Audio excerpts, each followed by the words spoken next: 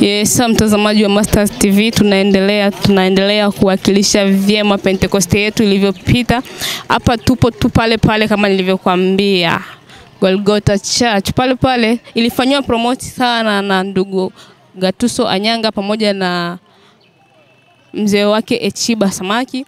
Kwa leo tunahitimisha safari yetu ile iliyotangazwa toka awali, ilitangazwa na hao vijana wawili. So leo mbele yenu mmewaona madada wazuri walivyoshine, wametoka vizuri kabisa, wamependeza kinyamwezi. Hawa ni watoto wa Kikristo ndugu yangu, ma church girl.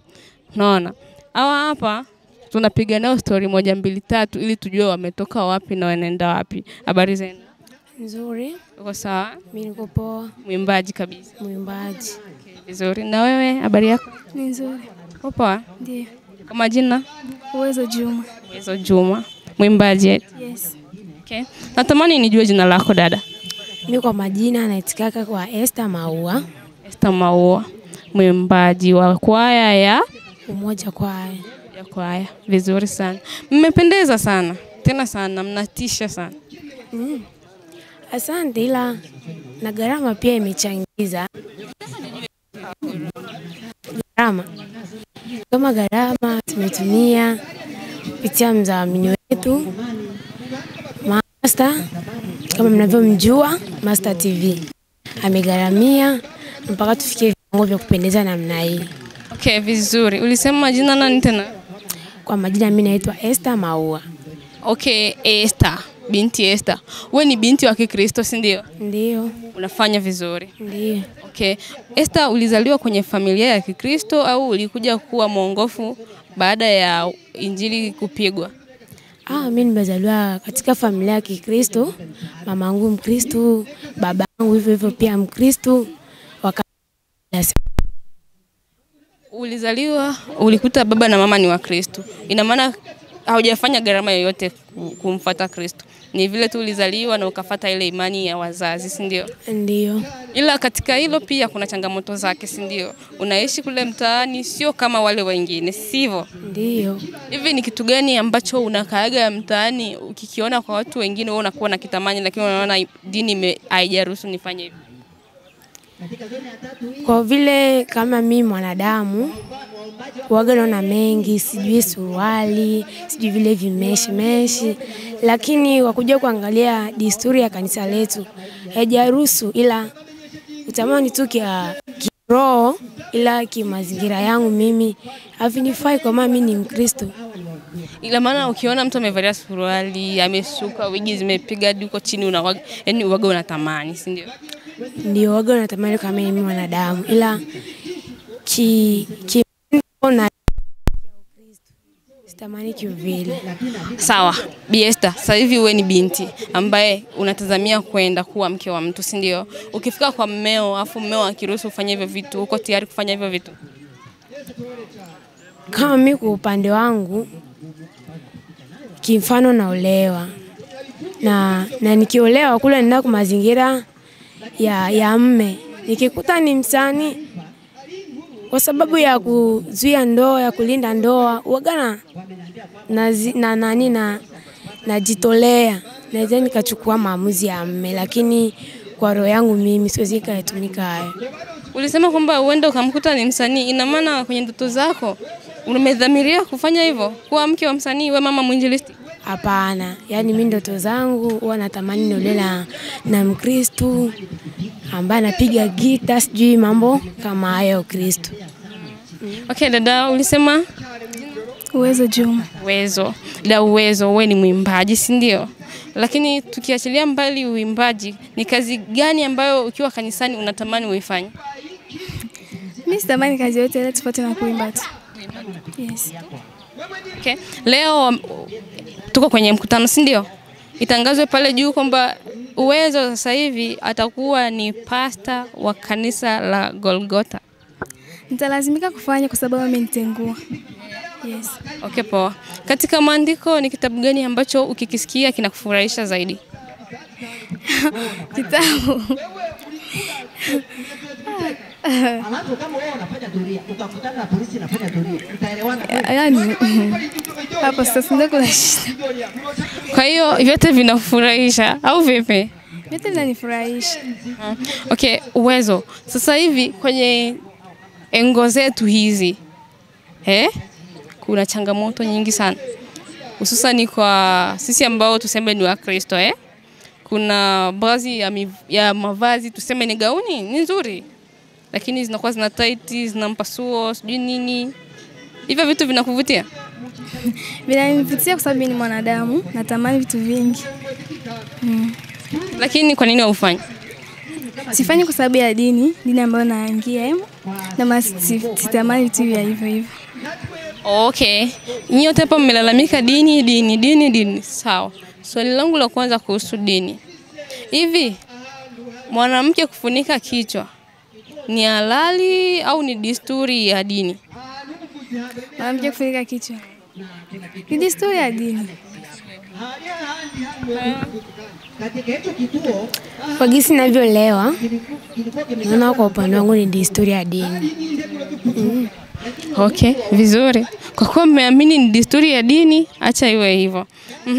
Mwanamke kuvaa kwa kujistiri ni desturi ya dini au ni halali? Ni halali. Kwa nini iwe halali sasa? Kwa sababu mwanamke ni mtu ambaye ana vitu vingi sana na inatakiwa unavaa kujistiri ili ujiheshimu, ili watu wengine wakuheshimu. Okay, ni vizuri. Hapo kuna swali. Miguu ina stara yake ni kiatu. Na mwili sina stara yake. Tuseme ikiwa ni gauni. Kwa nini kichwa kisiwe na stara ambayo ni kitambaa?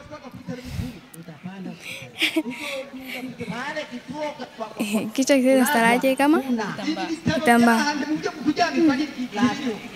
Uliniambia kuvaa kitambaa ni desturi ya dini. Haya, sijapinga kwa kuwa ulisema. Ukaniambia kujistiri ni kuvaa kwa heshima, ni kujistiri kwa sababu mwili nini? Sawa. Huko kwenye mguu. Hapo hivyo kijiangalia, si umevaa stara kwenye mguu. Na umevaa suti. Alafu weka kichwa wazi. Hapana. Haiwezekani. Kwa hiyo kujistiri au kuvaa kitambaa ni desturi ya dini au ni sheria? Mimi sema kuvaa kitambaa. Yaani inaweza kuwa desturi ya dini au inaweza kuwa tu ni kawaida. Yaani uko uamini. Na watu waamini. Ni desturi ya dini au kwa kuvaa kitambaa, ndugu yangu, kwa upande wangu sinavyoelewa. Sijui kama desturi ya dini au kikawaida tu kwa mazingira ambayo tunaishi, ila mimi sijui hapo kwa upande wangu, ila mimi nazichukulia kwa sababu ni desturi ya dini yetu. Kwa hiyo wanavyokuambia watu wa Grace kwamba vyote vilipita na neema, unaamini, si ndio?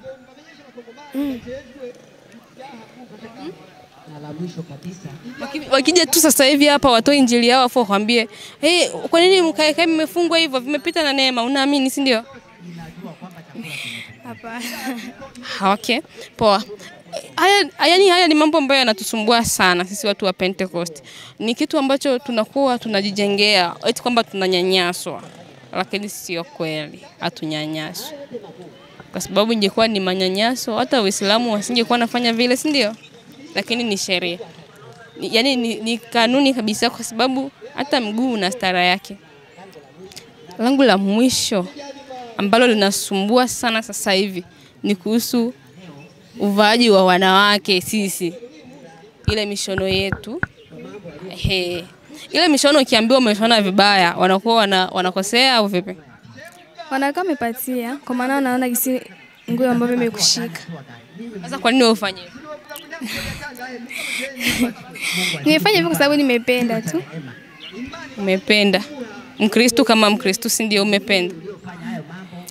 Ndio, nimependa. Ukristo ni fungo ambayo tunakuwa tumefungwa na sheria, lakini tuko huru. Si ndio? Naamini hilo. Kristo ni fungo, lakini ukiingia kwenye zile fungo unakuwa uko free kabisa. Ndio. Okay, vizuri sana. Sijui kama wewe ndo ule mwongofu mpya au ulizaliwa kwenye imani. Nilizaliwa kwenye imani. Ina maana mila na desturi yako yote imetokana Yes. Umebarikiwa Golgotha? Yes. Okay, vizuri. Lakini hata hivyo pia nilikuuliza ni jambo gani unalolitaka kwenye maandiko ukashindwa kuniambia, si ndio? Lakini kwa imani utajua. Maana ni mengi na yote yanafurahisha. Bwana Yesu asifiwe. Amen. Okay? Nilitamani kujua kwa nyewe wawili mnaimba. Nisikie tu japo kidogo, kila mtu voko yake ile ya kusema kwamba huyu hapa anawakilisha vyema. Ndio nini ujumbe kwaya? Umoja kwaya. Okay, poa. Kijana mtiifu ni nguzo ya kanisa, anategemewa na jamii. Kijana mtiifu ni nguzo ya kanisa, anategemewa na jamii. Maana yeye ni kielelezo kwa kanisa, hata na nyumbani yeye. Popote penye ugomvi wa suluhisho, leta mabadiliko. Popote penye ugomvi wa suluhisho, leta mabadiliko. Kwa nguvu zake uzitumia kwa kusaidiana, si kwa ugomvi kijana. Amena, ubarikiwe sana tena sana. Na wewe? Sikia shauri nilio nao kwako, ndugu yangu, kijana mwenzangu. Sikia ushauri nilio nao kwako, ndugu yangu, kijana mwenzangu. Wewe ni nguzo ya kanisa yako, wewe ni tumaini kwa kanisa la Kristo, wewe ni tegemeo kwake Baba, tena ni tumaini we kwa kanisa. Yes, mbarikiwe sana tena sana. Ulisema kijana mwadilifu ni? Kijana mtiifu ni nguzo ya kanisa. Nguzo ya kanisa. Je, wewe ni mwadilifu au mtiifu? Mimi ni mtiifu. Okay, hongera, ubarikiwe sana. Sijui na wewe ujumbe wako ulikuwa unalenga mimi au wale wengine kule? Ni kushauriana tu vijana. Ni shauri ipi ambayo mkaitoa kwa kijana kama mimi? Maana mimi sio kama nyie. Nyie mmevalia vizuri sana. Alafu yani mnaonekana kama sijui niseme spika wa bunge vile, sijui niseme watoto wa Samia Suluhu. Ni shauri ipi mnayotoa kwa mtu kama mimi? Mbona upo sawa? Na kushauria tu endelee katika dini yako. Endelee kupata mambo ya Mungu kivile ili upate kubarikiwa. Alafu mimi ambaye si wa Mungu, mimi ambaye nafuga rasta na naweka kucha bandia, sijui unanishauri nini wewe kama Mkristo? Mimi kwa upande wangu, ndugu yangu, kwa mazingira ambayo tunayoishi, si vizuri mtu kuishi bila dini, kukaa usani, si vizuri. Ila kumfuata Mungu inafaa kwa mazingira ambayo tunaishi, ambayo ndio la kwangu hilo ambayo nakushauri tu. Okay, mtazamaji wa Mastaz TV, ulimfuata Daesta pamoja na Dawezo, walioyasema ndo hayo. Hawa ni watoto tuseme, walilelewa kwenye dini na tuseme bado ni watoto, maana hawajafanya gharama yoyote kwa kumtafuta Kristo. Walizaliwa kwenye dini na mpaka sawa na kuwa kwenye dini. Walikuwa hawa na tunaendelea. Nilikwambia usitoke hapo ulipo. Leo ndo hitimisho ya ule mkutano. Bye bye.